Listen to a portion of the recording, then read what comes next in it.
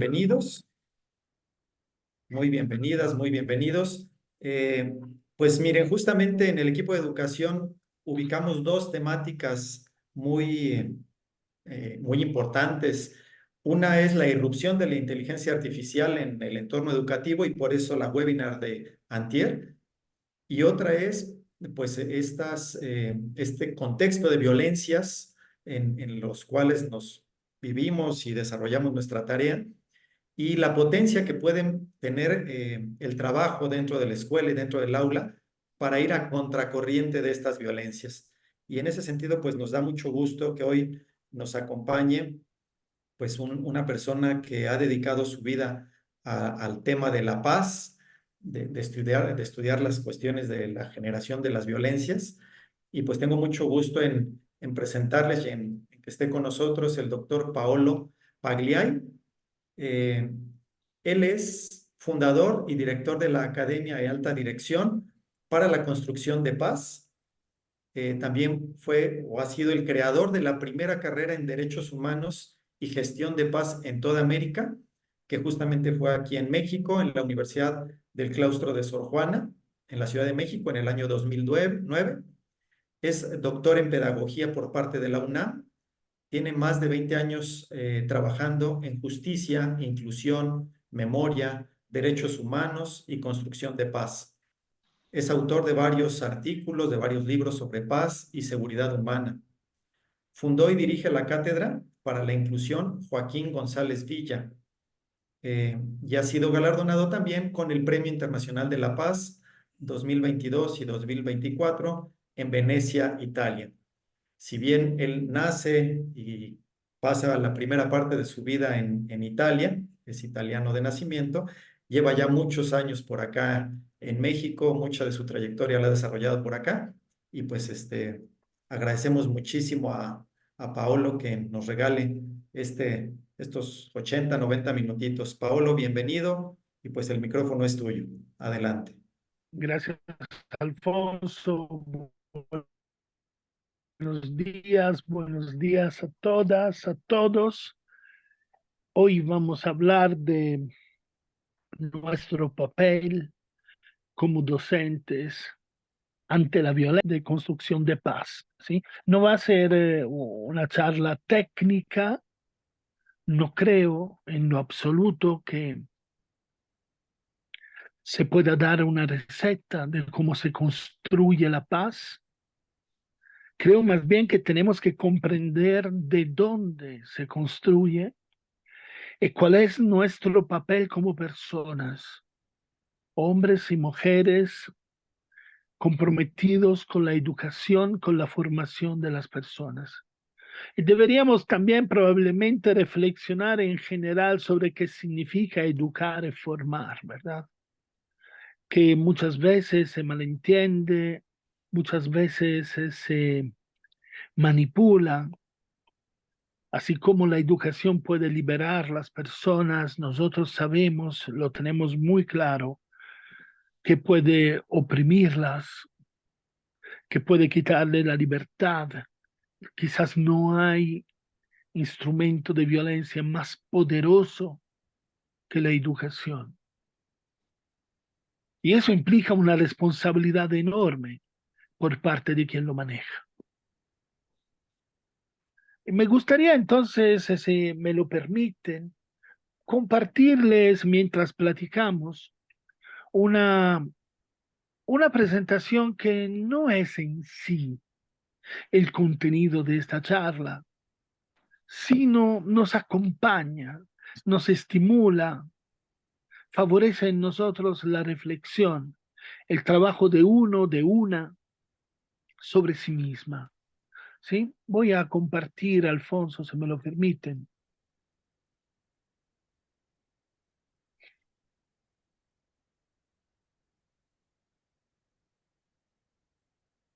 Nada más avísame, Alfonso, si se ve. Ahí está, perfecto. Aquí está un señor que todo el mundo conoce, que todo el mundo asocia con la paz. Ese señor es Gandhi, el Mahatma, Me gustaría decirles que no es un hombre perfecto, porque nadie lo es, que no siempre tuvo una visión clara de lo que pasaba en el mundo, que llegó hasta a mirar en un cierto momento de su vida a Hitler. Y sin embargo tuvo intuiciones extraordinarias sobre el papel de la no violencia en la construcción de paz. Me imagino que muchos de ustedes, muchas de ustedes, han escuchado la palabra no violencia. Cuando digo la palabra no violencia, me refiero a una palabra sola, no a dos palabras, ¿sí? No violencia, una sola palabra, a pesar de que el corrector de Word te lo corrija. Word no sabe nada de construcción de paz. Y probablemente no ha leído nunca Gandhi. La no violencia es una sola palabra porque no es la negación de la violencia, sino la afirmación de un mundo que parte de un presupuesto distinto, diferente del presupuesto de la violencia. Afirma y no niega. Ya ustedes empiezan a comprender en este momento la complejidad enorme de lo que vamos a abordar hoy. Por esa razón, si Alfonso nos los permite, a mí me gustaría que en casos extremos ustedes levantaran la mano y no esperaran al final para hacer las preguntas de rito, las que en los congresos presenciales se llenan los papelitos y se mandan a la mesa, ¿saben? Esos papelitos que después el poniente hábilmente excluye cuando no conoce la respuesta, ¿sí? En este caso, a mí me gustaría contestar todo, sin miedo, a pesar de que el tema nos pone en mucha dificultad, a todos y todas. Y me gustaría justamente empezar con ustedes. Entonces, quedó claro, ¿no? Levanten la mano. Si yo no los veo, porque yo veo presentando solamente tres caras, una de las cuales es la mía, entonces no cuenta. Alfonso me avisa y me interrumpe sin piedad. Ok, Alfonso. Sí, Por y de hecho, mientras, por mientras nosotros ahora vamos a hablar del pacto, porque para los antiguos, para las antiguas, en cualquiera de los continentes, cualquiera de las religiones, de las culturas, de las tradiciones ancestrales, la paz partía de un pacto que era un pacto entre los seres y las seres humanas, pero era un pacto también con la divinidad, un pacto que generaba lo que los griegos llamaban cosmos. Cosmos. Yo hablo con mis estudiantes, si menciono que la paz coincide con el orden, me miran con un par de ojos así que no se lo pueden creer, porque el orden seguido es percibido como opresión. De hecho, normalmente hablamos de orden constituido, ¿sí? Algo que no se puede modificar. Y probablemente esta sensación, esa percepción, tiene un fondo de verdad. En nosotros como docentes, pero antes que nada como personas, no lo podemos negar. Sin embargo, para los antiguos, el pacto era fundamental. A finales del siglo XIX, un rabino estaba encarcelado en Rusia y el jefe de los guardias lo ponía a prueba con preguntas muy profundas, impertinentes, preguntas de provocación evidente. Y un día el jefe de los guardias le dice, Rabino, ¿es verdad que Dios lo sabe todo? Y el rabino evidentemente responde, sí, es verdad, Dios lo sabe todo. Ah, entonces, ¿por qué cuando Adán come el fruto prohibido, Dios anda por el paraíso terrenal gritando y preguntando, Adán, ¿dónde estás?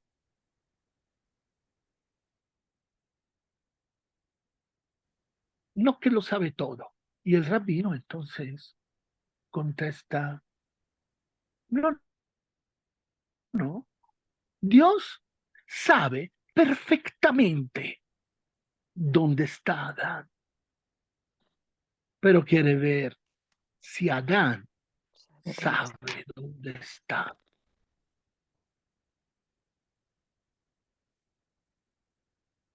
Este cuento, que es un cuento que el gran filósofo judío Martin Buber utilizó en una ponencia famosa, El Camino del Hombre, en 1947.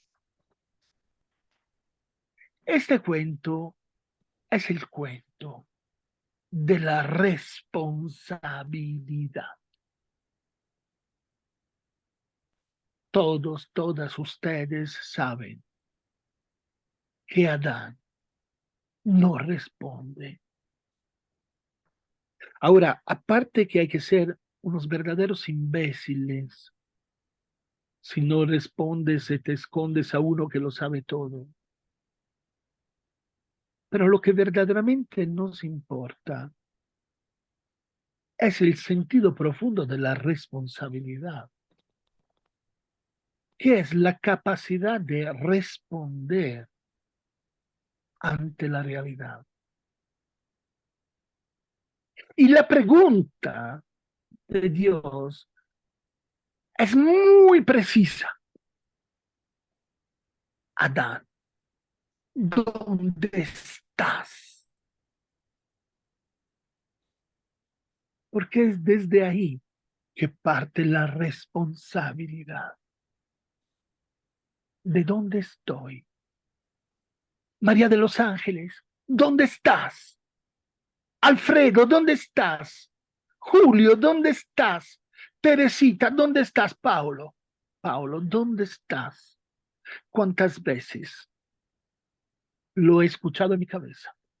¿Y cuántas veces me he escondido y no he contestado, no he respondido? Porque es evidente que mi propia responsabilidad en la construcción de la paz depende de dónde estoy. No hay ni una sola persona que no tenga un papel en este proceso. Pero el papel no es el mismo. Cambia dependiendo de dónde me encuentro. De dónde me encuentro estructuralmente, geopolíticamente, socioeconómicamente, digo, institucionalmente. No es lo mismo si soy el rector o si soy el último de los docentes. No es lo mismo si soy estudiante o si soy profesora, ¿verdad? No es que no tengo responsabilidad, pero mi responsabilidad cambia dependiendo de dónde me encuentro.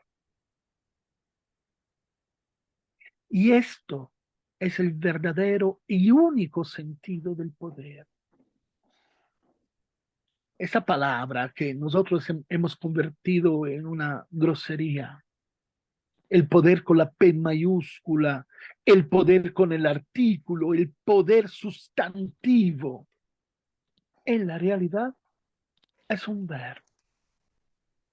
Lo que yo puedo hacer de donde estoy.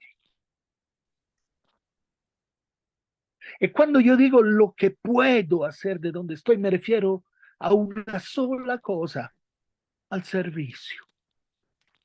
Lo que yo puedo hacer para la otra, para el otro. Si yo no hago lo que puedo, significa que no hago lo que debo. Y esto es un acto de irresponsabilidad.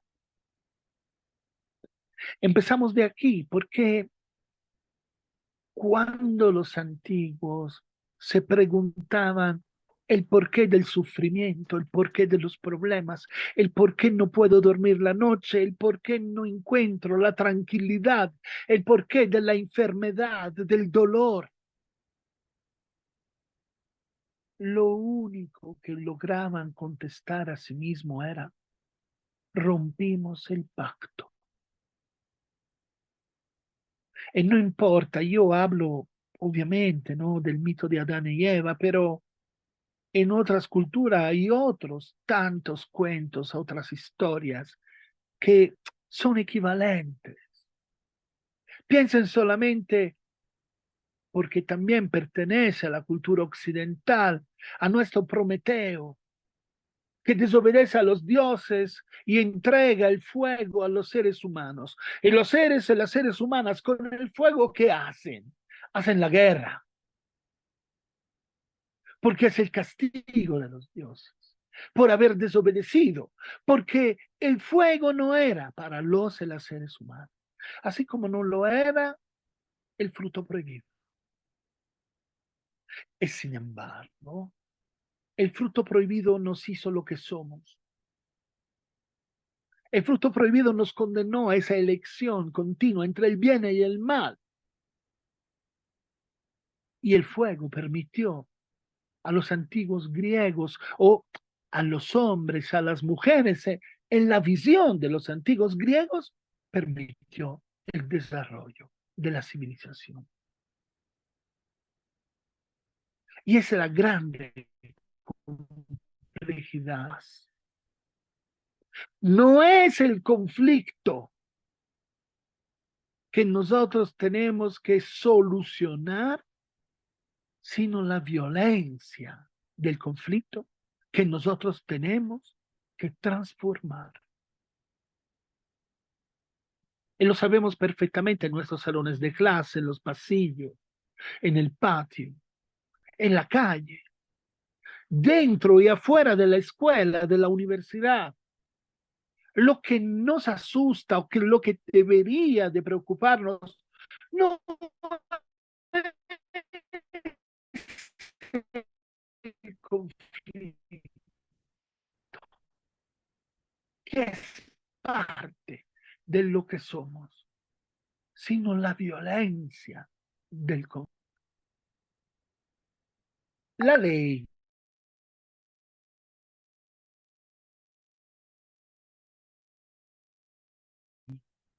es fundamental, son las reglas. Tanto es verdad que Moisés llega con las leyes y dice, "Ay,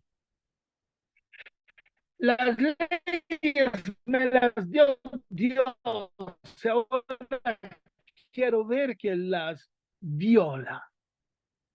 No es que me las inventé yo.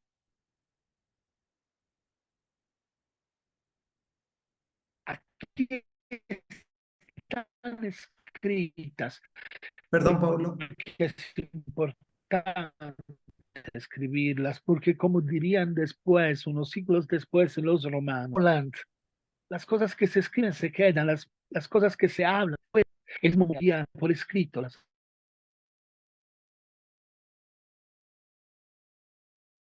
Oh, perdón. Creo que se le fue el Le internet. estaba fallando el internet, ¿verdad, Poncho? Sí, Sí, sí, se sí. oía así como que...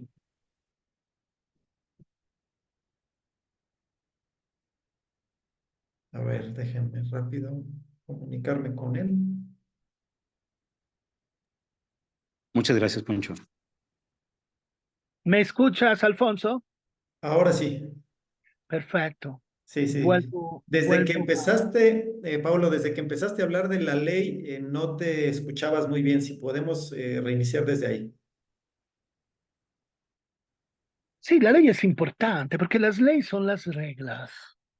El mismo Moisés, cuando pide las leyes, cuando llega con su pueblo, dice, oye, las leyes no son mías, no las escribí yo, me las dio Dios. Cuidado.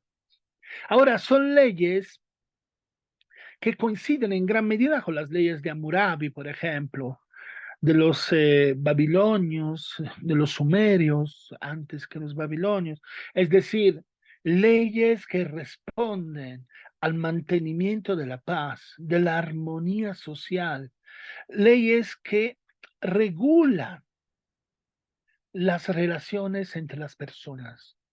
Los antiguos tenían muy claro que si había muerte, homicidios, si se robaba, si se mentía, por ejemplo, no había paz. La mentira no posibilitaba la paz. Por esa razón, no digas falso testimonio. Por esa razón, no robes, no mates, porque esa era la garantía de la paz. Y también el respeto para las personas mayores, el respeto para los padres, las madres, ¿sí? Todos, incluyendo los actos impuros, respondían no a un criterio de moralidad, sino al mantenimiento de la paz, porque a través del sexo se generaban enfermedades empíricamente. Empíricamente, las personas lo podían constatar en la realidad de todos los días. Y por supuesto lo atribuían a la ira de los dioses, a la ira de Dios y a un castigo. Pero la relación era directamente con la violación de las reglas. Las reglas eran fundamentales para el mantenimiento de la paz. Eran más importantes que cualquier otra cosa. Ustedes, todos, todas, incluyendo las que no dan clase de literatura, todos conocemos la historia de Edipo. Todos sabemos que el papá de Edipo, cuando su mamá lo esperaba, lo traía todavía en el vientre, fue con un adivino y el adivino le dijo que su hijo lo mataría. Entonces Layo decide hacer algo horrible. Cuando Edipo nace, lo arranca de su madre, lo entrega a un guardia y le dice, llévalo a la montaña y mátalo. Un poco al estilo de Blancanieves, para que nos entendamos, para que vean que no hay nada original en este mundo. Y por supuesto, como en Blancanieves, el guardia no tiene el corazón de matar a ese niño recién nacido. Él lo entrega a dos pastores que, por cierto, son una pareja de reyes también muy rurales, los reyes de Corinto. Y mientras Layo le dice a Yocasta, su esposa, que el niño ha muerto, que ha nacido muerto, los reyes de Corinto lo crecen, lo crían como si fuera suyo. Así que Edipo, alrededor de los 16 años de edad, cuando está pastoreando sus ovejas, un día se encuentra a un hombre rico, prepotente, violento, se pelea con él y lo mata. Asustado por lo que ha hecho, decide huir al único lugar donde nadie lo encontrará, que si viviéramos hoy en día en este país, huiría a la Ciudad de México, pero en ese entonces huye a Tebas. Y cuando llega a Tebas, encuentra la ciudad de luto,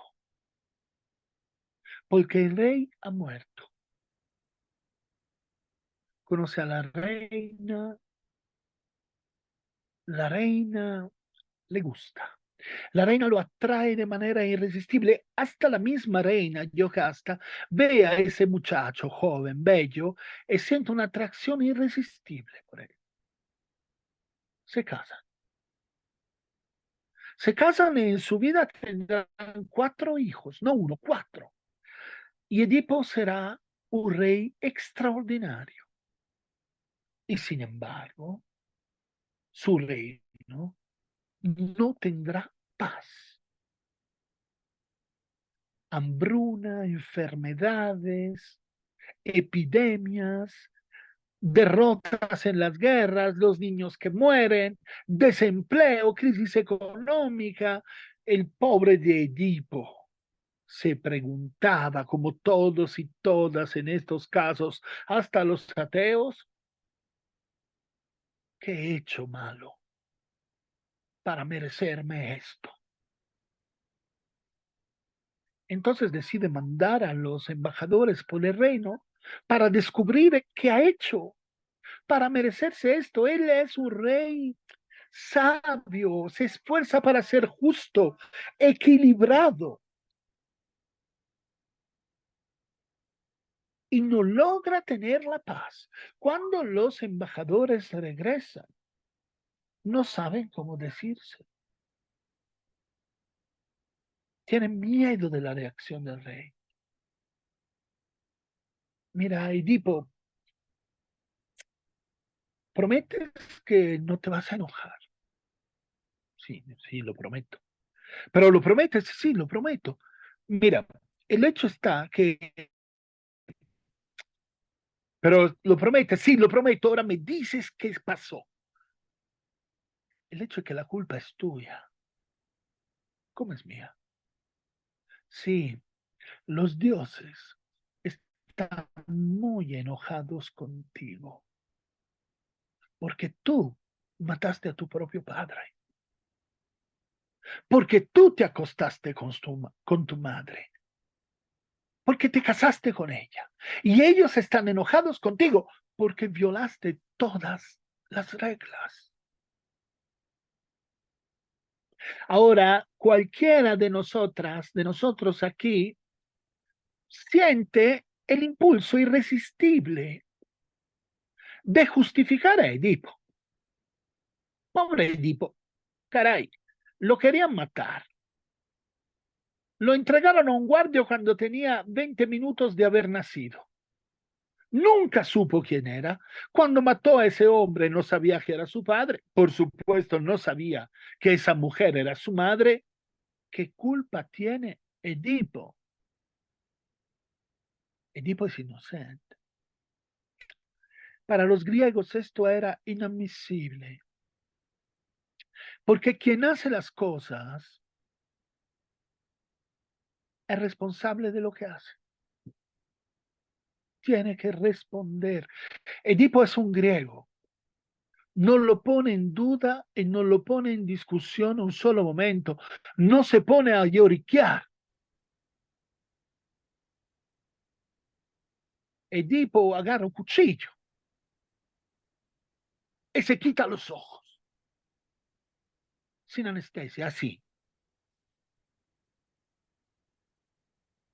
Dice ese verso extraordinario, dice, ciego he vivido toda mi vida.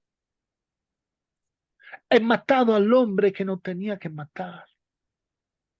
Me he casado con la mujer con la cual no tenía que casarme. Y ciego voy a morir. Igual Sócrates, ¿verdad? Sócrates que lo ponen a la cárcel sin que haya hecho nada malo.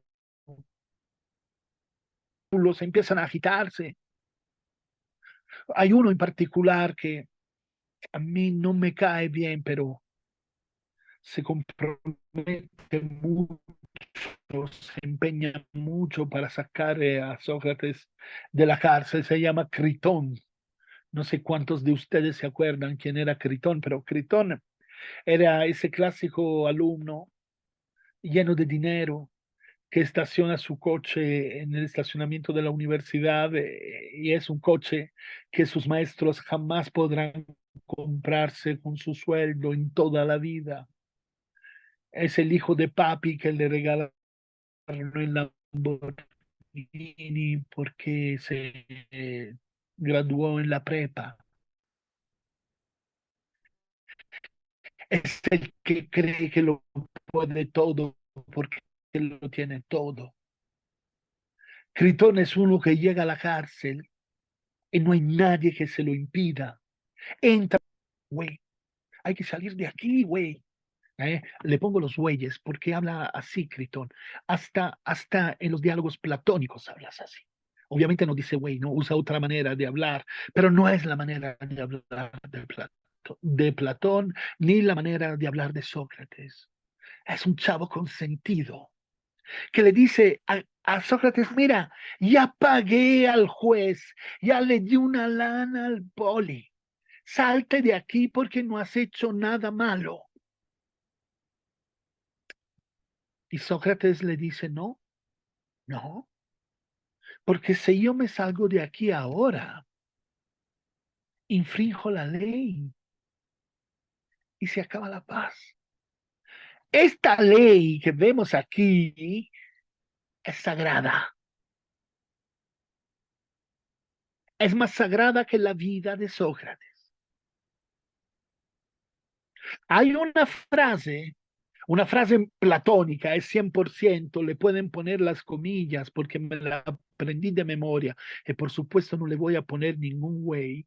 Una frase de Critón que a mí me llama mucho la atención. Critón le dice que va a pensar la gente de mí si con todo el dinero que tengo no logro sacar a mi amigo de la cárcel. Mi rey, uno que cree que lo puede todo porque lo tiene todo. Y Sócrates se opone y va en contra de la muerte serenamente, porque lo que más importa es cuando la ley se equivoca. Para los antiguos era muy sencillo. La ley, el orden y la paz eran lo mismo. Los romanos, que a pesar de que no les gustaba la idea, eran los herederos directos de los griegos, esos gringos del Mediterráneo antiguo, saben, con el pelo corto, siempre así, muy atléticos. Los romanos decían, dura lex, sed lex. La ley es dura, pero es la ley. Y nadie podía ponerlo en duda. Era el principio básico del poder de Roma. ¿Y quién es que rompe ese equilibrio? ¿Quién es que rompe ese sistema que parecía absolutamente resistente? Una secta de judíos presumidos que llegan a Roma y dicen que llegó el Mesías. La policía romana, lo dicen los historiadores de Roma, la policía romana los llama por comodidad cristianos, porque dicen que creen en un cierto Cristo. Esa gente es peligrosa, porque antepone la conciencia a la ley. Y cuando hay que hacer el servicio militar, se rehúsa a hacerlo, porque esto va en contra de sus creencias. Se rompe el binomio orden porque hay algo más importante que el orden. Cuando el joven rico se le acerca al obispo africano Agustín de Hipona, que todo mundo pinta, ¿verdad? Que todo mundo pinta así, blancuzco, con la barba, y probablemente con casi total seguridad tenía la piel oscura. El joven rico se le acerca y le dice: ¿qué tengo que hacer para conquistar el reino de Dios? Que en términos más laicos significaría qué tengo que hacer para portarme bien, ¿no? Y Agustín no le dice respeta las reglas. Agustín no le dice asiste a un curso de legalidad en tu escuela, respeta la ley. No. Agustín le dice ama, ama y haz lo que quieras. Yo no sé si quisiera que Agustín fuera amigo de mis hijos, ¿no? Porque ese es un tipo sumamente peligroso. Ama y haz lo que quieras es sumamente peligroso. Es revolucionario. Porque introduce un elemento que con las reglas no tiene nada que ver. Es el amor. Y miren que se lo dice un laico. Yo no soy muy religioso. Pero el amor es un valor de todo. Un valor altísimo. Si yo te amo, ¿cómo puedo hacerte daño? ¿Por qué existen las reglas? Porque los seres humanos no aman lo suficiente. Eso es el mensaje de este obispo africano, un filósofo extraordinario para comprender toda nuestra cultura. Y ese amor, hay que decir que es, porque no es suficiente hablar de amor, como no es suficiente hablar de paz. Cada uno, cada una de nosotras debería sentarse solita en su cuarto, en su cubículo, en su estudio, y preguntarse a sí misma, ¿qué es el amor? Y se sorprendería, ¿no? Porque una cosa es decir amor, y una cosa es decir qué es. Una cosa es decir paz, y una cosa es decir qué es. Cuando lo quieres explicar con palabras tuyas, no te sale nada. Todo el mundo sabe, pero no, nadie sabe. Amor es algo que Homero había explicado muy bien en uno de sus libros, uno de sus poemas más violentos, la Ilíada. Ahí donde Aquiles, que lo vemos aquí sentado con la mano muy incómoda, no sé cómo está sentado así. Aquiles estaba muy enojado porque le habían quitado su esclava. Entonces se había retirado de la guerra, había abandonado a los aqueos solos a su destino en contra de los troyanos. Y los aqueos estaban perdiendo. Hasta que un día Patroclo, su amigo, probablemente su amante, va a la tienda y le dice, no, ¿sabes qué, Aquiles?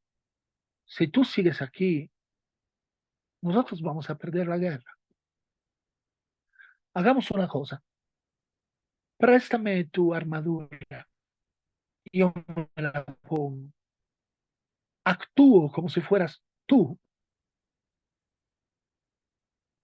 Y me lanzo al campo de batalla. Aquiles se deja convencer. De hecho, la idea de Patroclo funciona porque los aqueos empiezan a ganar. Pero a un cierto momento, Patroclo se encuentra con Héctor.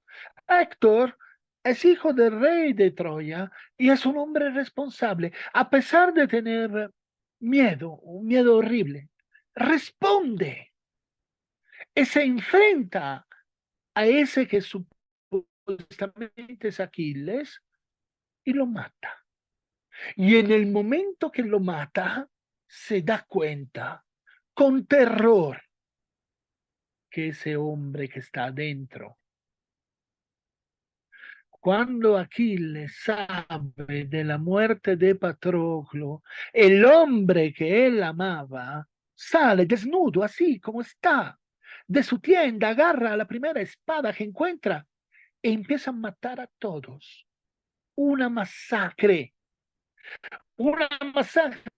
que la verdad es nauseabunda. Yo podría aconsejarle, y sí se lo aconsejo a los que no lo recuerden o que jamás lo han leído, lean esa parte de la Ilíada.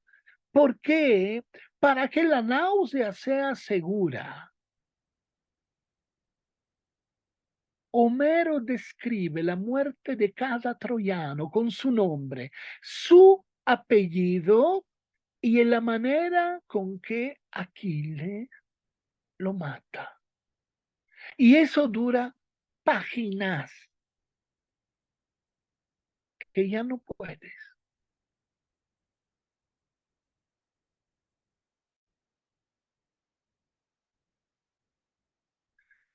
A un cierto momento el río Pótamos se rebela, le dice, Aquiles, deja de matar, de sangre, deja de hacerlo, pero Aquiles no escucha.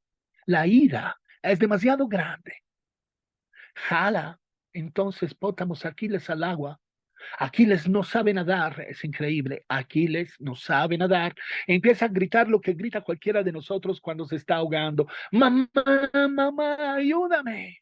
Ahora se da el caso que la mamá de Aquiles es una diosa, ¿no? Entonces la mamá lo ayuda. Aquiles sale del río y sigue matando gente. Sigue matando. Una masacre hasta que afuera de la ciudad de Troya no se queda que una persona, el que tiene enfrente es verdaderamente Aquiles. Lo enfrenta, pero cuando lo tiene muy cerca, Héctor huye porque es humano. Y Aquiles lo persigue, lo alcanza, y justo frente a los ojos de su papá, Príamo, y de su mamá, Hecuba, mata a Héctor. Y después, con un cuchillo, le perfora los tobillos. Pasa las riendas de su carro a través del hoyo ensangrentado, amarra el cuerpo al carro y lo arrastra 3 veces alrededor de la ciudad. Y después, disculpen la comparación, pero yo creo que es importante hacer conciencia al perfecto estilo nuestro. En este país desaparece el cuerpo de Héctor. Y Príamo, el rey que jamás había perdido una batalla, dice Homero, padre de 40 hijos, 40 hijos que por cierto morirán casi todos en la guerra. Príamo, como un papá cualquiera, una mamá cualquiera mexicana, La noche se pone la capa, se cubre la cabeza y solo, sin escolta, sin protección, se presenta a la tienda de Aquiles para reclamar el cuerpo de su hijo. Porque él y su esposa quieren llorarlo. Aquiles podría matarlo. Es el rey del enemigo. Podría arrestarlo, secuestrarlo, pedir un rescate. No lo hace. Ordena 10 días de tregua para permitirles a esos papás llorar a su propio hijo y les entrega el cuerpo. Luego, y aquí las palabras extraordinarias de Homero, luego lloraron frente contra frente, juntos.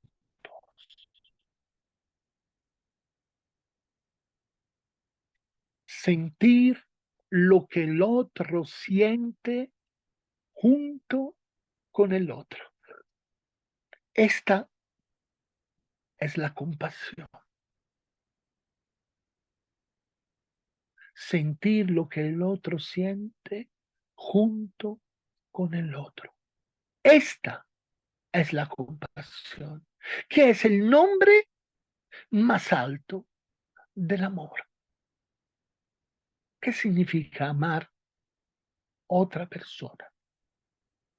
Sentir lo que ella siente junto con ella. Yo lo sé que nosotros somos grandes pervertidores de palabras.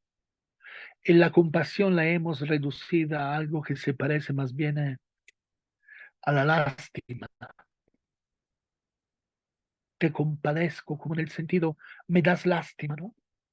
Pero la compasión para los antiguos era algo muy alto, el sentimiento más alto. Y hoy en día a nosotros nos cuesta mucho pensar que yo al final de una noche romántica con velitas, vinito tinto, el cine, la acompaño a su casa y frente al portón, la miro intensamente a los ojos y le digo, te compadezco. Probablemente es la última vez que sale conmigo, ¿verdad? Y se entiende.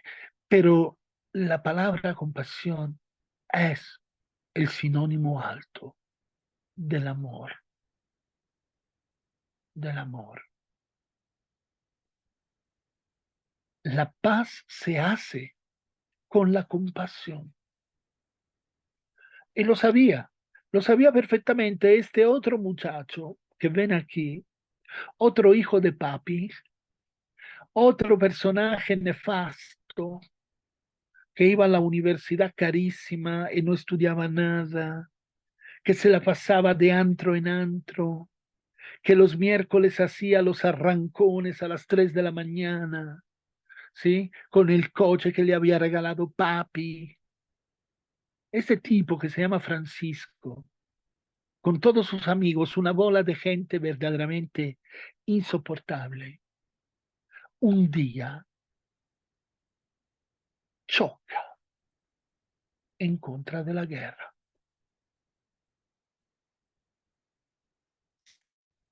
Y cuando regresa de la guerra, ya no es el mismo. Escucha las voces, no duerme la noche. Y un día,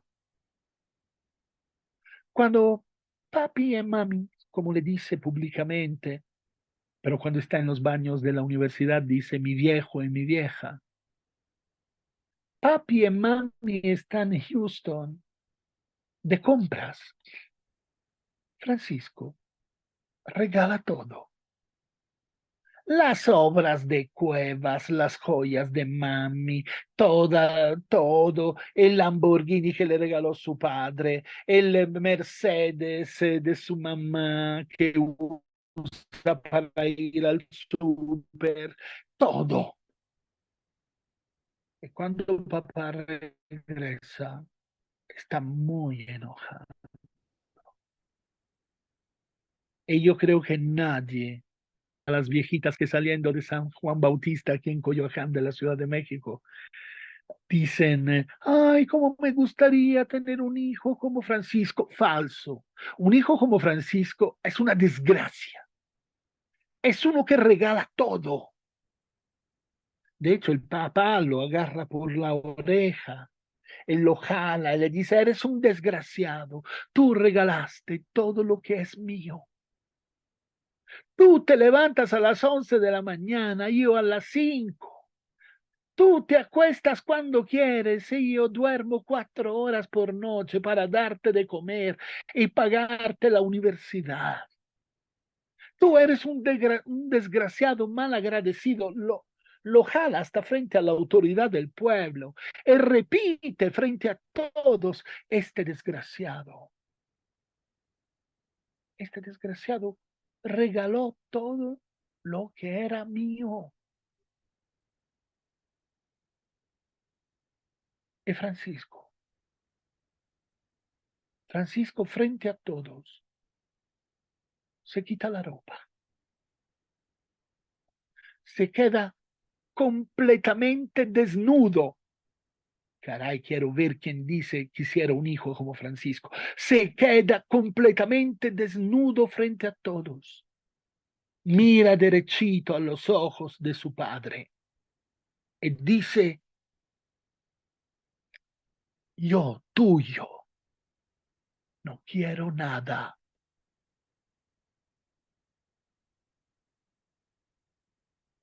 Qué fuerte, qué fuerte. Y Francisco se va a vivir solo en una iglesia abandonada, media destruida. Él se va a trabajar para reconstruirla, imagínense, solo. De ropa se pone un costal, se lo amarra con una cuerda a la vida. Vestido con un costal. Sus amigos después de una semana se preocupan. Ya no lo ven en el antro. Ya no va con ellos, con las prostitutas. Ya no toma. Ya no se mete cosas. Entonces mandan uno de ellos a ver qué pasa. Pero no regresa.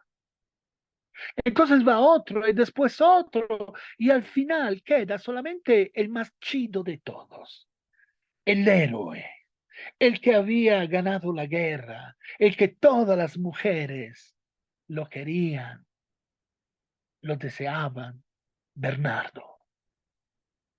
Y Bernardo va. Y cuando llega, los ve todos ahí que están construyendo el muro. Y Bernardo, yo me lo imagino, un poco, vi que aquí hay regiomontanos. Bueno, un poco regiomontano, me lo imagino, ¿no? Con el acento del norte decir, esta no es la manera de trabajar.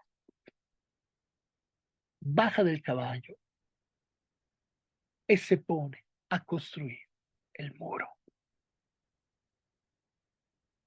La historia de Francisco es ejemplar para la historia de la paz, para hablar de lo que nosotros tenemos que hacer en el salón de clase para transformar la violencia de los conflictos.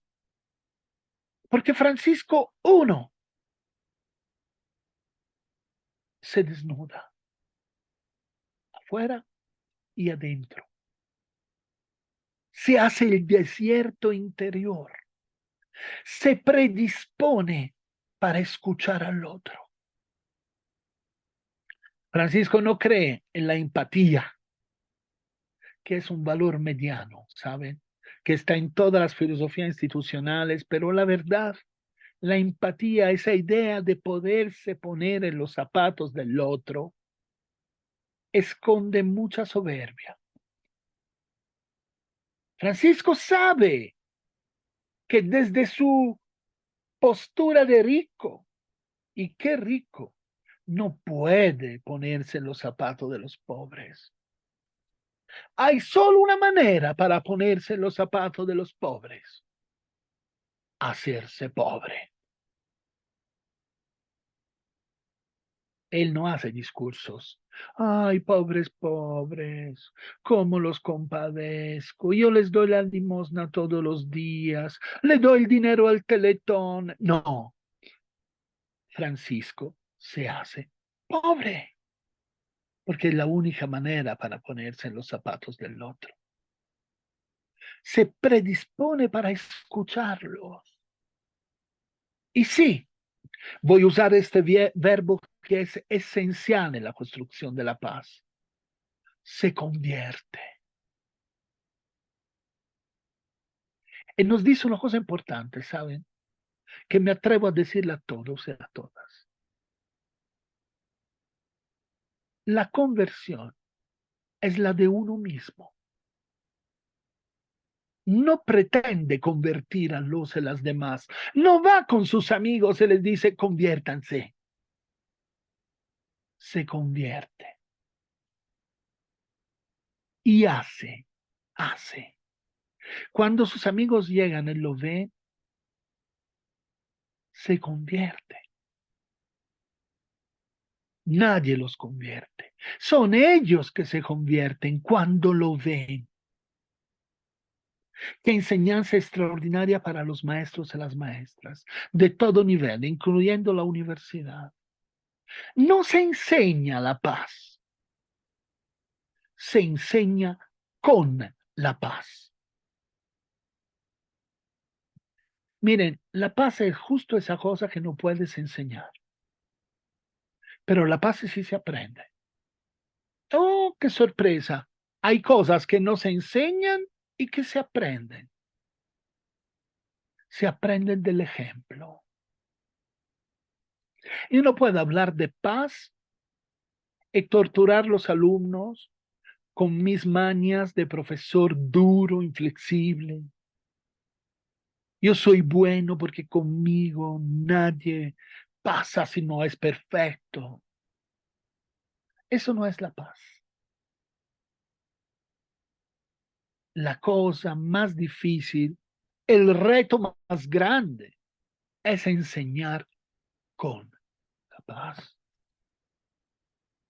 Aquí ven, esta es mi ciudad, lo tuve que poner porque yo soy de Florencia. Esto es Giotto, ¿no? En la visión de Giotto, Francisco desnudo frente a todos.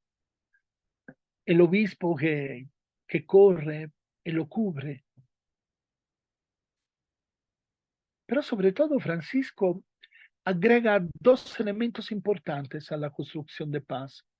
No es solamente la compasión, porque Francisco es compasivo, siente junto con el otro lo que el otro siente, no. Le agrega otros dos valores fundamentales: la caridad y la misericordia. Otra vez, dos valores universales, no solamente religiosos. Por supuesto de la religión, pero no solo de la religión. La caridad, ¿qué es? Escuchar, sí, pero sin juzgar. Cuando le preguntas a un niño, ¿qué significa escuchar? Los niños me gritan a los 5 o 6 años, callarse. Al principio no lo entendía bien, pensaba que era una simplificación típica de los niños, ¿no? Y después me di cuenta que era la cosa más profunda que había escuchado nunca en mi vida. Escuchar significa callarse. Claro que tienes que callarte, pero no solo con la boca. Tienes que callarte adentro. Tienes que dejar de hablar cuando el otro habla. Tienes que dejar que el otro entre adentro de ti. Tienes que acogerlo sin juzgarlo. Y esa es la caridad. Francisco no juzga, acoge. ¿Y por qué lo hace? Lo hace para ayudar al otro. Es misericordioso. Se pueden hacer las cosas por muchas razones. Se pueden hacer las cosas porque son mis ideas, mis principios, porque me siento bien conmigo mismo. Toda basura. Las cosas se hacen para y por el otro. No hay paz sin el otro.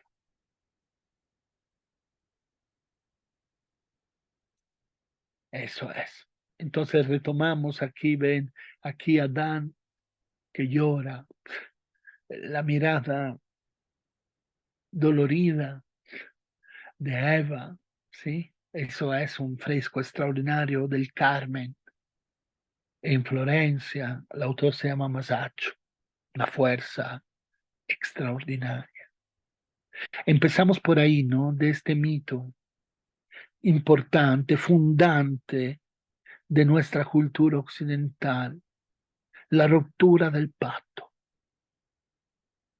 la importancia de la ley, la coincidencia de la paz con las reglas, con el orden. Dura lex, sed lex. Y después la revolución de los cristianos, el amor, su verdadero nombre, la compasión, la escucha, la caridad, la misericordia. Escuchar al otro para sentir junto con el otro lo que el otro siente sin juzgarlo y para ayudarlo de manera absolutamente gratuita.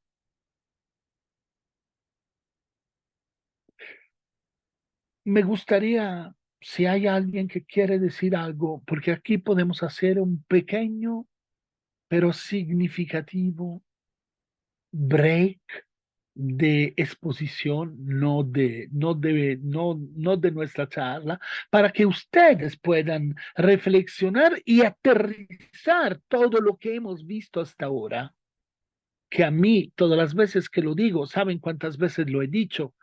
A mí me toca de manera durísima, yo me conmuevo. Yo estoy conmovido en este momento y debería de sabérmelo de memoria, ¿no? Pero sigo conmoviéndome, no hay nada que hacer, porque me cuestiona esta historia. Porque me doy cuenta mientras lo digo de todos mis límites, de todas mis contradicciones, de cuánto es fácil decir las cosas y cuánto difícil hacerlas.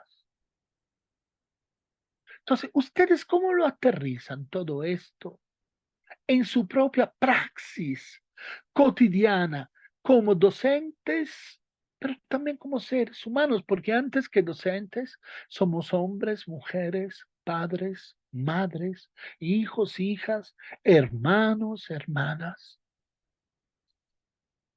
¿Cómo lo aterrizan? Alfonso, no sé si hay alguna mano levantada o si podemos levantar alguna mano con la fuerza brutal de la autoridad de institución.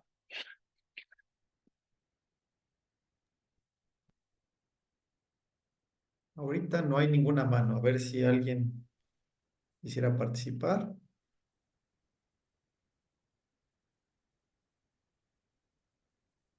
Vamos, no me dejen solito. Que alguien tome la palabra. Adelante, aquí hay una mujer, Luz María Estrella. Buenos días, de verdad me da muchísimo gusto estar en esta reunión hoy y la forma en que me gusta mucho todo lo que has comentado es algo que hoy debemos de vivir más que nunca y la forma, por ejemplo, en la que yo lo he utilizado, fui a unos cursos, a un taller sobre prevención de la violencia y después generé así como un pequeño taller y algo que aprendí y que hoy me estás reafirmando con esta pequeña plática es que tenemos que enseñar a los jóvenes a evitar elaborar juicios de hechos, sino juicios de valor, ¿no? Más bien de hecho, pero con valor y no nada más juicios cuando yo escucho y bueno, digo y entonces porque en ese momento estamos generando más violencia. Y en ocasiones las personas cuando se acercan a uno y quieren hablar con uno sobre algún tema, en ocasiones mucho, ya se viene a quejar o ya viene a tal cosa. En ocasiones lo que tenemos que hacer es como cerrar ese ruido que tenemos en nuestra mente y no juzgar, sino escuchar. A veces las personas solo necesitan hablar para sacar eso que tienen y ellos mismos en automático van a ir reflexionando. Ya si en el camino ellos permiten que uno comience a orientar, ese es otro rollo, ¿no? Entonces, ciertamente, cuando comenzamos de dejar los juicios, que yo creo, yo pienso, y a veces diríamos yo creo, pues no es cuestión de fe, la otra persona está viviendo alguna situación y como seres humanos tendríamos que ser más solidarios.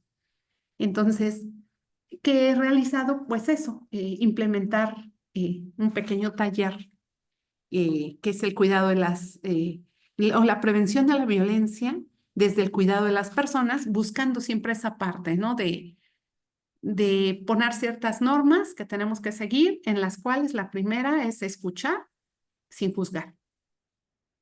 Y ya las siguientes normas se van colocando con los jóvenes o con los docentes que se incluyen, y eso genera una relación diferente. Se es escuchado, cuando no, lo que sale solo son murmullos y ecos de lo que otra persona piensa y entonces se comienzan a generar, vienen los problemas, ¿no? Es que dijo, y a veces la persona ni ha dicho nada y la otra persona ya habló lo que pensó de más, y lejos de unir, pues comenzamos a dividir. Y hoy que lo escucho, bueno, pues me agrada. ¿Tenemos que trabajar todavía mucho? Sí, porque estamos en un proceso de cambio y los procesos de cambio cuestan.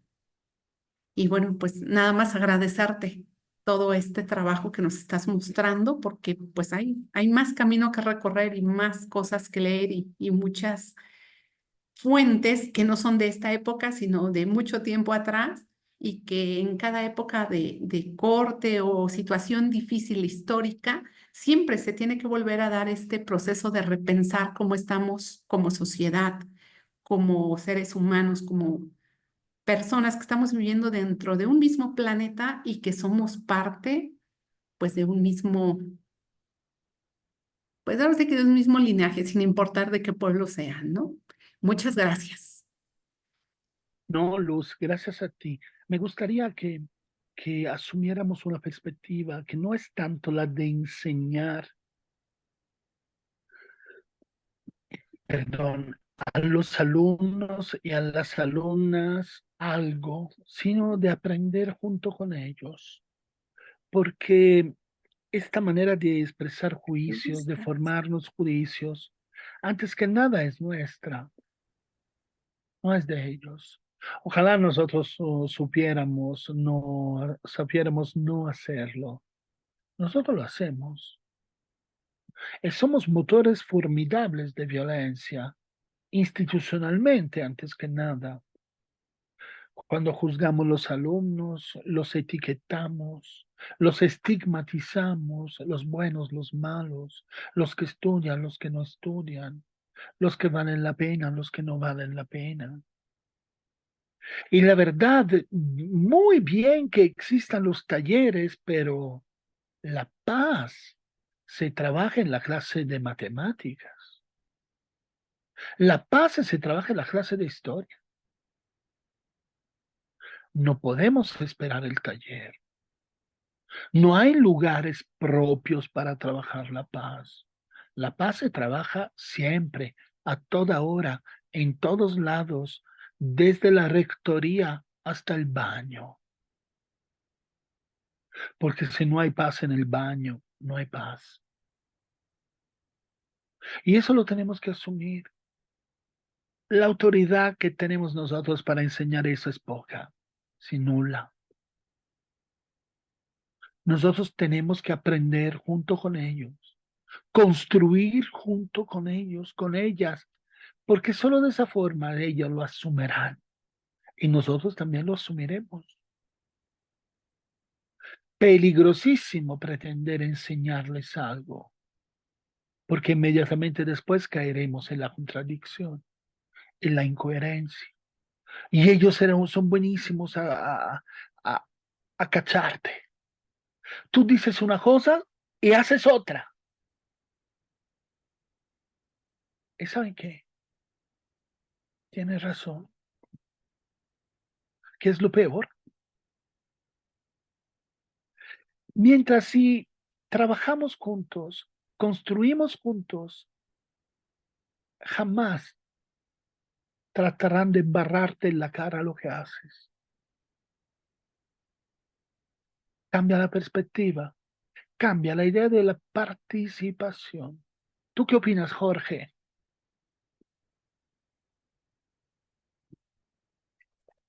Todos, bueno, muchas gracias, doctor Paolo, que este es un tema importantísimo. Me llamó la atención esa distinción que hace entre conflicto y violencia, como pues continuamente hay conflictos y no hay que etiquetarlos automáticamente como negativos, porque muchas veces el conflicto es una voz que clama por justicia, por paz. Entonces, más que querer acallar esa llamada es interpretarla. Y entonces ahí entraría la cuestión de la taxonomía de los conflictos, que por un lado pues pudiera ser que a nivel individual nosotros trabajáramos a nivel de aula de manera transversal, pero también a nivel institucional con los códigos de ética. Entonces ahí entra la contradicción entre qué va primero, si la regla o la convicción, el consenso, el pacto para realizar algo que respete el derecho de los demás. Entonces, hasta ahí mi pregunta en cuanto a la importancia de que la institución dé la pauta para ese camino hacia la paz.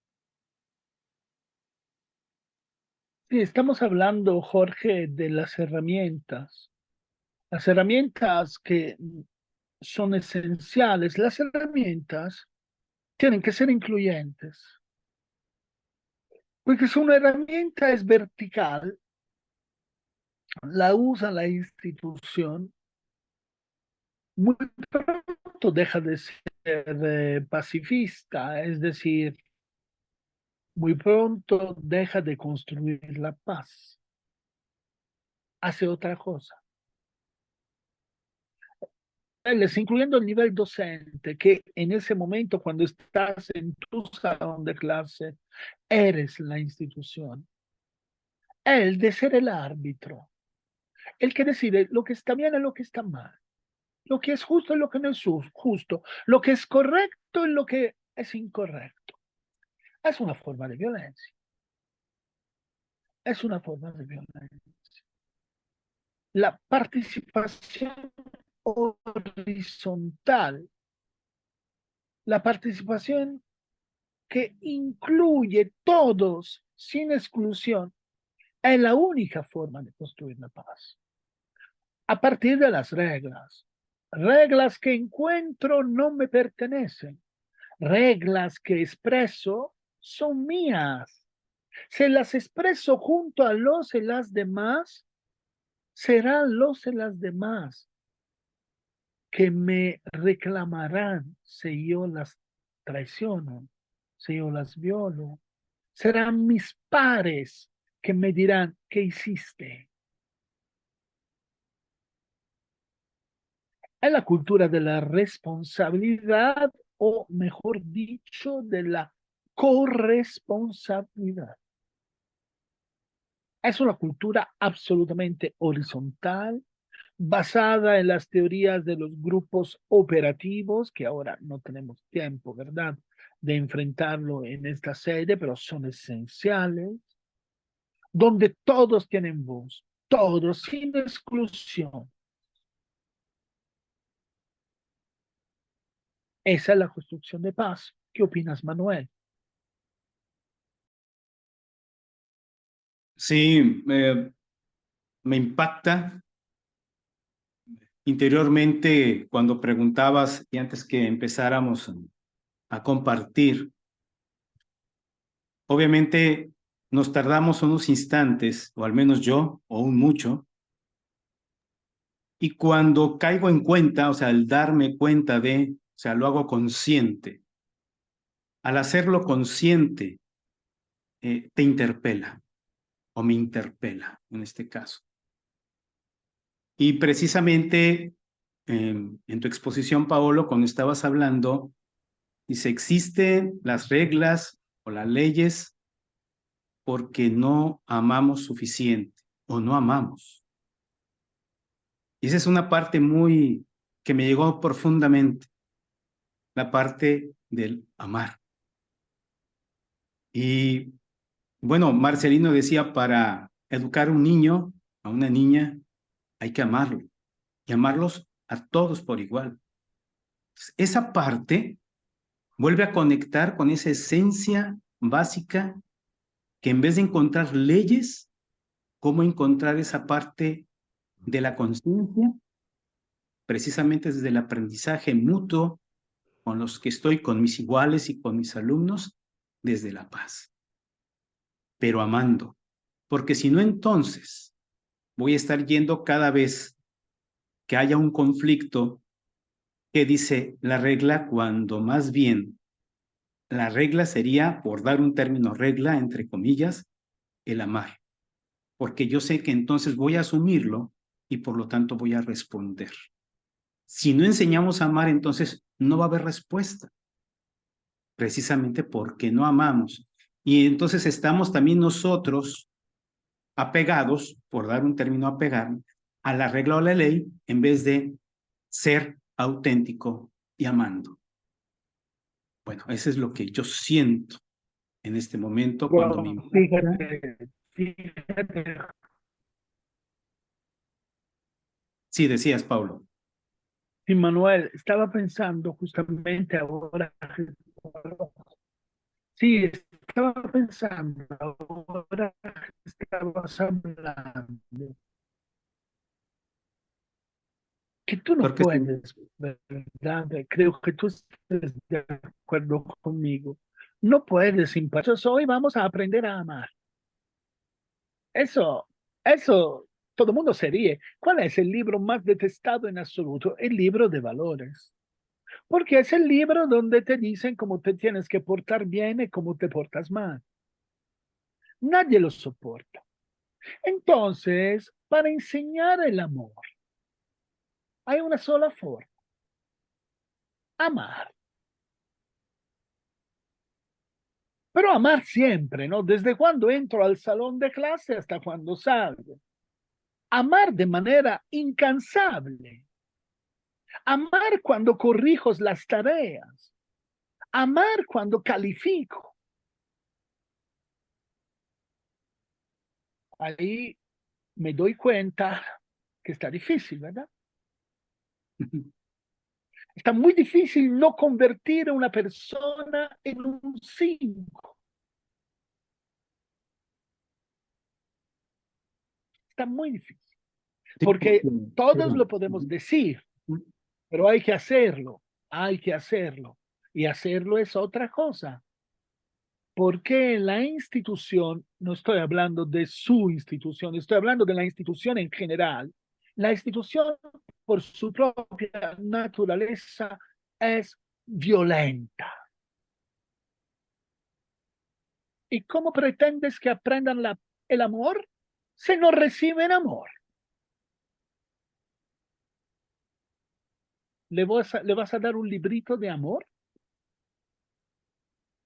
no, obviamente que no. Eso. Entonces, si yo no vengo aquí, ¿saben? Con mis soluciones, con mis manualitos, no. Yo vengo a provocar el desorden. A que ustedes se levanten de aquí con 2 millones de preguntas y ninguna respuesta, Exacto. ¿no? Eso, lo que acabas de decir tú, me abre a mí un horizonte de preguntas infinitos. Porque tú tienes razón, pero aterrizarlo en el salón, aterrizarlo en el plantel. Si no logro hacerlo en mi casa, imagínate con mis alumnos, ¿verdad? Correcto. Es la parte de saber amar, aprender a amar para poder responder. Eso. Gracias, Manuel. Le voy a dar la Gracias, palabra Tito. a Carlos Alberto, después está Marcelina y después Laura. Son las que veo. Carlos Alberto. Buenos días. Una de las cuestiones que ahorita toca usted y que nos los tocaba el hermano, que en paz descanse, Jorgito Carrasco y el padre Carlos Bravo allá en los 90s, era en realidad ese contexto, era en realidad el simple y sencillo momento de entrar en una crisis personal. Y con eso simple y sencillamente lo que debo de entender de esto es que acabas de sembrar o resembrar o rescatar eso que había perdido como educador. Eso que agarró nuestro hermano Monseñor Romero cuando llegó al lugar donde estaban ofendiendo a otros hermanos. Eso que vio nuestro hermano Samuel Ruiz cuando llegó a donde llegó. Eso que vio mi hermano Arturo Lona cuando llegó a Oaxaca. Eso desde mi metro cuadrado, dijera el hermano Tito, empezar a buscar esa realidad que me interpela diariamente, que me hace ver la realidad desde los ojos de Dios y poner en el contexto de decir, ¿qué es más importante, el hombre o el sábado? Y voy a la manera de María. Gracias, te agradezco. No, qué bello, qué bello. Tú mencionaste personas extraordinarias, personas que pusieron al servicio de los y las demás su vida, en el pleno sentido de la palabra. Dice mi amigo Raúl Vera, cuando llegué a Chiapas, me habían mandado ahí por una razón, pero cuando llegué ahí entendí que no era la correcta y me convertí. Y me convertí. Eso, esa cosa de la conversión vuelve cíclicamente, ¿no? El encuentro con la pobreza, el encuentro con la injusticia, el encuentro con la violencia, te convierte. Miren que ustedes, como yo, todas las veces que entran al salón de clases, se encuentran con la pobreza, se encuentran con la violencia, se encuentran con la injusticia, se encuentran con todo, porque hay mucha pobreza también entre los que tienen. Y es ese encuentro que tiene que cambiarnos, ¿no? ¿Qué opinas, Marcelina? Adelante. Hola, buenos días. Pues, muchas gracias. En realidad está muy interesante todo lo que estamos platicando, todo lo que estoy escuchando, y me remota un poquito a lo que nosotros platicamos en la comunidad. Este, Estoy convencida de que nadie puede dar lo que no tiene y que tengo que empezar a trabajar con mi persona para poder para poder apoyar a los chavos y para poder estar presente en esto de la paz con ellos. Necesito estar en paz conmigo misma y poder ser un ejemplo, un referente, por lo menos, que ellos vean eso. No puedo hacer algo que yo no lo practique, entonces yo creo que el reto para mí es seguir trabajando con mi persona para poder dar eso, que primero tengo que tener yo para darlo. Y también me lleva a poder seguir con esto de la pedagogía marista, de que hay que ver a nuestros muchachos, hay que conocerlos. Dice bien, ¿no? De repente, nosotros cuando tenemos reunión de maestros, alguien dice, fulanito tiene esta necesidad, es así. Y desde ese momento tú ves a fulanito con otros ojos y empiezas a ver que a veces lo que él hace o cómo se comporta es por otras situaciones, pero solo hasta que lo conoces. Entonces hay que estar muy atentos, ¿no? A conocer a nuestros chavos, incluso a conocer a nuestros hijos, a nuestros padres, a nuestros hermanos, a saber un poco más de ellos antes de hacernos yo creo que no son juicios, yo creo que tenemos prejuicios los que vamos haciendo y esos son los que nos van dictando y nos van haciendo como la ley dice, como La vida nos ha enseñado a tomar estos prejuicios antes de poder asumir y decir esto, y quiénes somos nosotros en todo caso, no más que acompañantes que necesitamos ser acompañados. Muchas gracias por todo. Marcelina, qué importante tu intervención, ¿verdad? Una frase que decía mi abuela en italiano, obviamente, y que tengo entendido se dice también aquí, nadie da lo que no tiene. Nadie da lo que no tiene. Si no tengo paz, no doy paz. Entonces, miren que trabajar en mí mismo es lo más importante. Nos formaron con la idea que teníamos que trabajar en ellos, en ellas, que teníamos que trabajar en nuestros alumnos, nuestras alumnas, y no era correcto. Teníamos que trabajar en nosotros, en nosotras mismas, dando el ejemplo a nuestras alumnas, a nuestros alumnos, para que aprendan a trabajar en sí mismos. Qué diferencia enorme, porque miren que esa nueva relación del aprendizaje y de la enseñanza elimina del discurso el autoritarismo. Yo no tengo autoridad jerárquica para enseñarte las cosas. Lo único que tengo que ofrecerte es autoridad moral. Yo he caminado por aquí muchas veces. Tengo el doble de tus años, el triple de tus años. He caminado muchas veces y te puedo enseñar dónde están las cosas. Miren, enseñar en su significado más básicos, más simple, con el dedo, ¿saben? Con el dedo. Yo te enseño. Eso no es explicártelo, es enseñártelo. Ahí está. Y ¿sabes qué? Camino contigo, te acompaño. A veces camino adelante porque quiero que tú veas por dónde. A veces camino cerca de ti, a tu lado, porque quiero acompañarte. Y a veces camino detrás de ti, detrás de todos, de todas, porque quiero que nadie, por ninguna razón, se quede atrás. Y si el paso hay que elegirlo, elegiremos el paso del más lento. Jamás el programa de mi asignatura podrá ser más importante que mis alumnas, que mis alumnos. Jamás.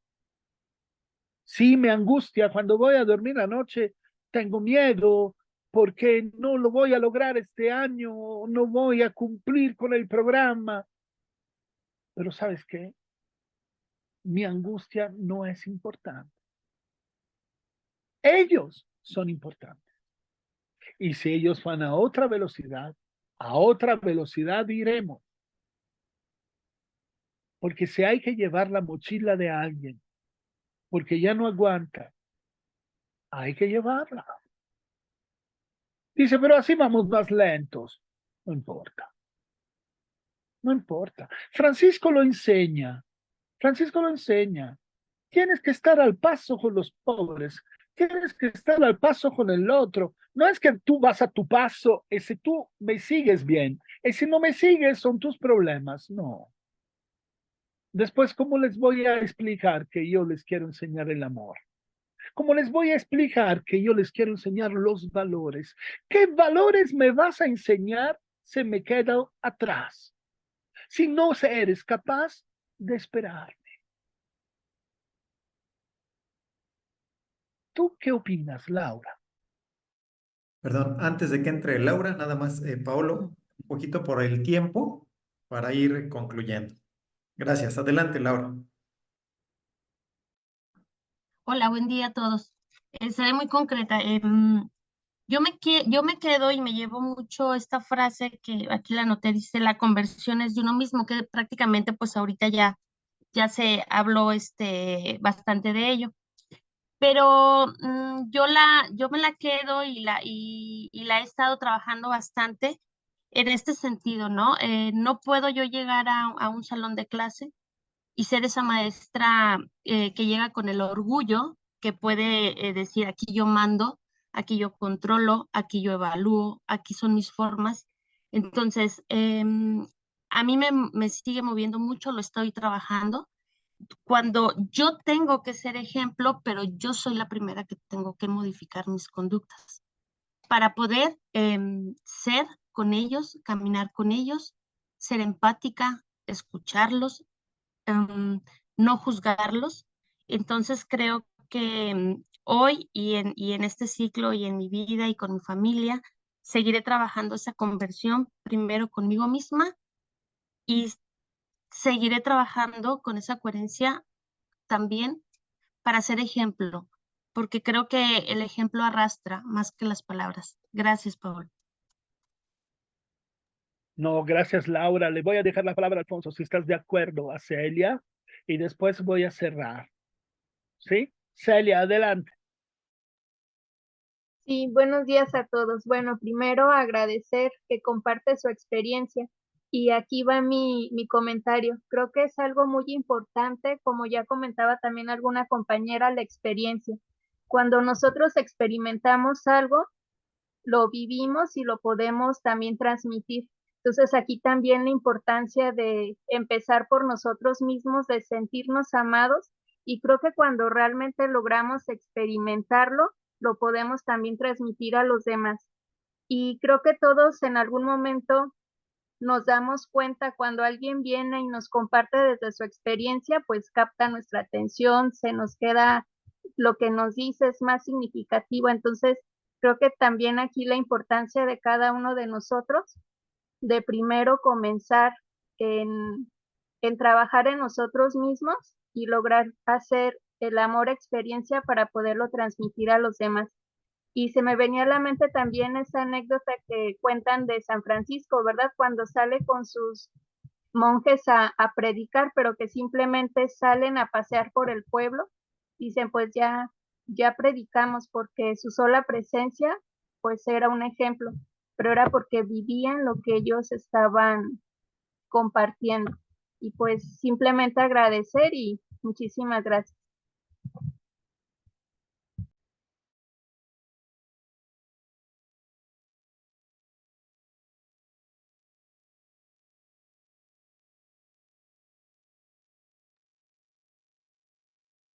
Parece que le sigue fallando un poco el internet a Paolo. Vamos a esperar unos segunditos a ver si se restablece. Se desconectó.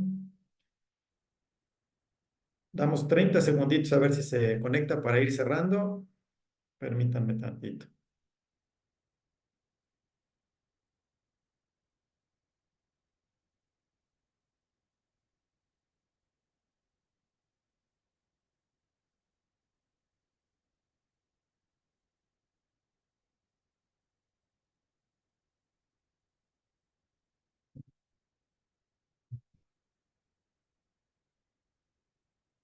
Mientras yo les invitaría a quienes ya participaron o no han participado, que puedan anotar en el chat alguna inquietud, algún eco, inquietudes, preguntas con las que se quedan. Ya está, Como que no Paolo, tenemos adelante. suerte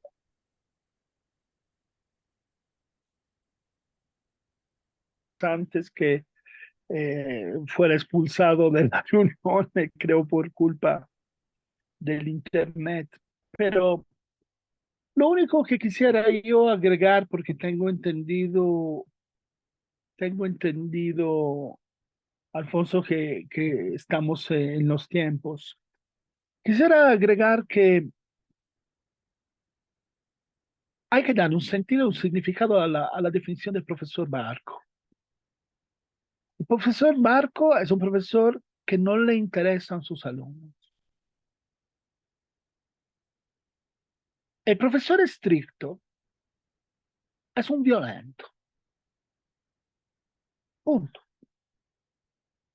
Una vez que hemos finalmente definido el barco como un indiferente y el estricto como un violento, podemos empezar a razonar sobre qué significa ayudar a los alumnos y a las alumnas a volverse disciplinados.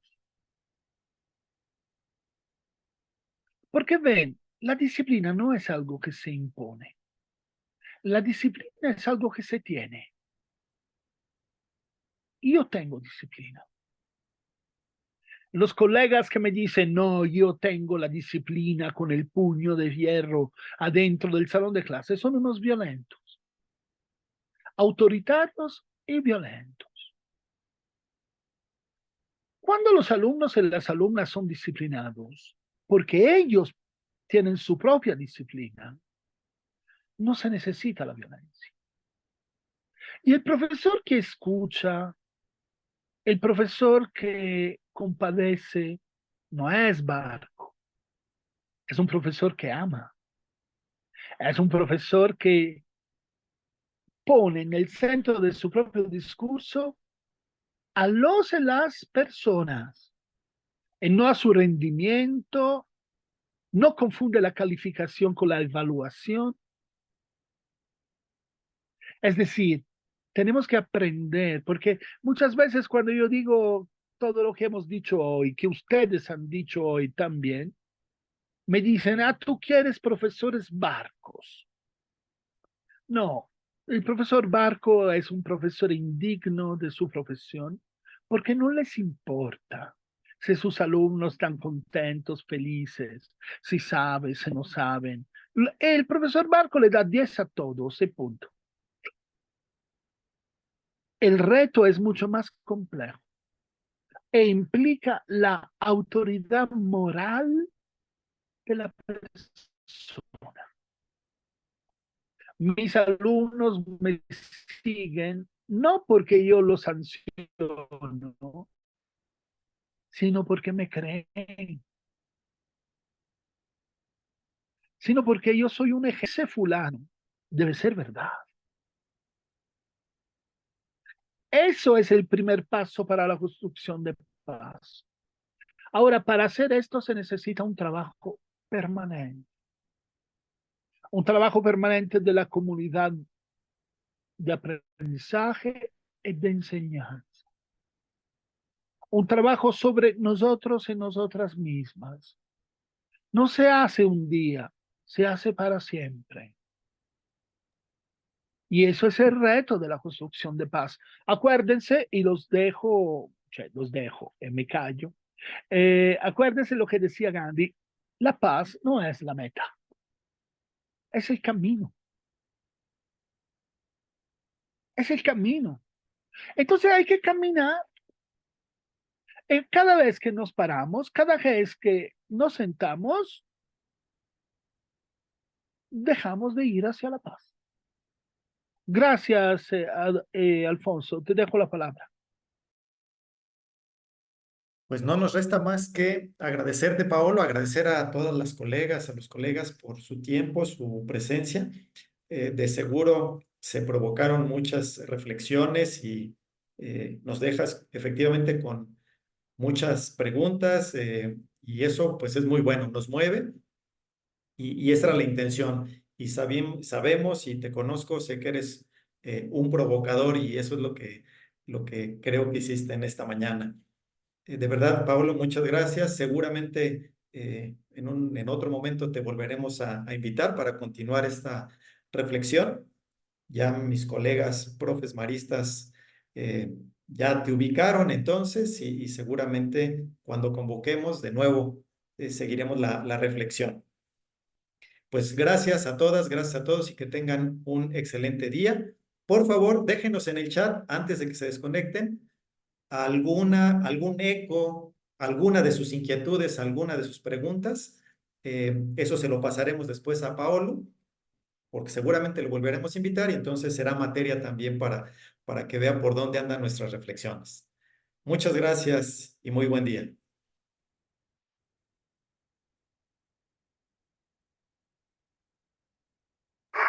Gracias, excelente día a todos.